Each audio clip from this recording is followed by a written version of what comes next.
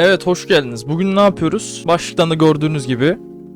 Hayır, bu değil. Elim kadar klavye inceliyoruz. Benim elim 20 santim, öyle düşünün. Şöyle göstereyim. Daha şimdi geldi. Rampage Ali K11 Türkçe düzenli klavye inceliyoruz. Ben de Piranha'nın bir tane Bluetooth'lu klavyesini kullanıyordum. O şu anda burada durabilir artık. Gelelim odaklanmayan klavyemize. Evet, benim küçüklükten kalan bir tane bıçağım vardı. Onunla açalım hemen. Bandını açtık. Başka bandı var mı? Evet, arkası da böyle. Bu arada red switch. Normalde kahverengi bir switch istiyordum. Ancak kahverengi switchlerin beyazlarında genelde İngilizce klavye bulunuyordu. Ben de İngilizce klavye sevmiyorum. O yüzden red switch aldım. Onun özelliklerini birazdan anlatırım. Şöyle açalım klavyemizi. Hoppa. Öncelikle kol desteğimiz çıkıyor bir tane. Ve klavyemiz çıkıyor. Klavyemiz elim kadar. Şöyle gösterebilirim. Hemen bunu da yana alabilirim. Ve böyle bir tane yazı çıkıyor. Rampage'in imzalı CEO'sundan. Tabii ne kadar inanırsan. Burada da 2 tane sticker'ımız bulunuyor. Güzel, hoş. Burada da kullanım kılavuzu. İçinde tuş kombinasyonları nasıl renk değiştireceğinize dair. Bu kadar. Ve bunları artık kaldırabilirim. İlk önce kol desteğimizi açalım. Kol desteğimiz manyetik değil. Bu arada onu söyleyebilirim. Manyetikli yapmamışlar. Ama gerçekten yumuşak olduğunu söyleyebilirim. Bu çöp. Ve gelelim asıl önemli noktaya. Klavyemiz. Klavyemiz kablosuna bağlı olarak geliyor. Kablosunu çıkaramıyoruz. Görüntü biraz kötü. Kusura bakmayın. Evet, klavyemiz bu kadar. Çıkabilirsiniz. Şöyle gösterebilirim. Red switch. Switchlerin özelliklerini bilmeyenler varsa eğer. Red switch biraz daha sessiz olur. Blue switchler genelde böyle daktilo tarzında sesler çıkarır. Kahverengi switch red switch'e göre biraz daha yumuşak bir ses çıkarır, tok bir ses çıkarır. Sarı switch de vardır, siyah switch de vardır. Onlar genelde pek fazla satılmaz. Türkiye'de satılmaz. Türkiye'de genelde blue switch ve red switch çoğunluktadır. Ya da ben öyle biliyorum. Şimdi hemen klavyemizi bağlayalım bilgisayarımıza. Şu anda klavyeyi taktık. Hemen şu kol desteğini de alalım. Kol desteğiyle beraber yüksekliği 20 santim, genişliği de 30 santim falandır büyük bir ihtimal. Dediğim gibi kol desteği manyetik değil, direkt bağlanmıyor yani. Kol desteği benim şu anda alt tarafında bulunan mousepad'e göre birazcık kayıyor. Evet, birazcık kayıyor. Ancak yok. Klavyede fazla kayma yok. Ben biraz daha fazla iktirdim bunu. Bunda fazla kayma olmuyor.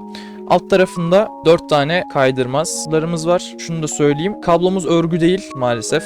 Örgü olsa çok daha iyi olabilirdi. Eksi yanlarını da söylemeden geçmeyelim. Fark ettiğiniz üzere sarı, turuncu, pembe, mavi ve kırmızı olarak gidiyor. Ancak bu renk kombinasyonunu değiştiremiyorsunuz. Renk kombinasyonu aynı şekilde kalıyor. Haberiniz olsun. 10 farklı görünüm kombinasyonumuz var. Şöyle gösterebilirim. Birincisi daha deminki gibi açılır açılmaz gözüken. İkincimiz bastıkça renklerimiz gözükür.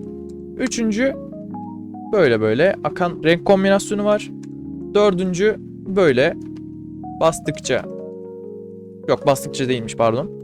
Bu kaçıncı hatırlamıyorum şu anda. Bastığında tuşun rengi sönüyor. Diğeri böyle bir kombinasyonumuz var. Diğeri sadece WASD tuşları. Diğerlerinde bir bok yok. Diğerinde sadece sol kısmı gösteriyor. Diğer kombinasyonumuz kapalı. Diğer kombinasyonumuz tamamen açık. Diğer kombinasyonumuzda nefes alma modu. Şöyle gösterebilirim. Evet, böyle. Hatta yakından da bakacak olursanız şöyle.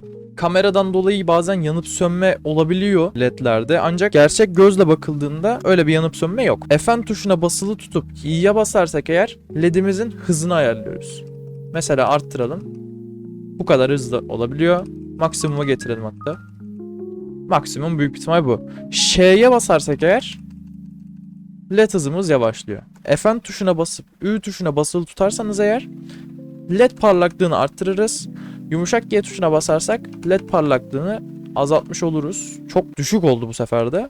Fark etmiş olduğunuz üzere %60'lık bir klavye. Normalde klavyeler bu kadar daha büyüklükte olur ve üst tarafında bulunan F6, F5 tuşları bulunur ve yanda da numlok tuşları ve sayı tuşları bulunur. Ancak bu klavyede öyle bir şey yok ve delete ve print screen tuşları da bulunması lazımken onları backspace tuşlarına atamışlar. Mesela delete tuşu burada. Silme komutunu buradan mı yapıyorsunuz? Mesela silme komutunu Fn tuşuna basılıp backspace'e bastığınızda silme komutunu verir. Mesela home tuşuna basmanız lazım. Fn tuşuna basılı tutup J'ye basmanız lazım ki home tuşuna bas. Öyle düşünebilirsiniz. Hemen ses testine geçelim. Kameradan biraz kötü çıkmış. Ondan dolayı tekrardan ses kalitesini çekmek için buradan tutuyorum.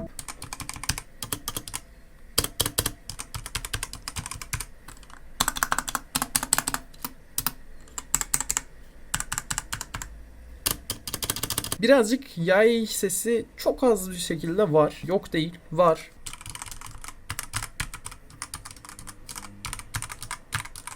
Bu da blue switch.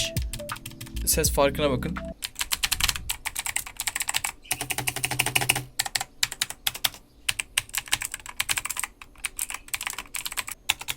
Umarım video hoşunuza gitmiştir. Cips bir şey söylüyor musun?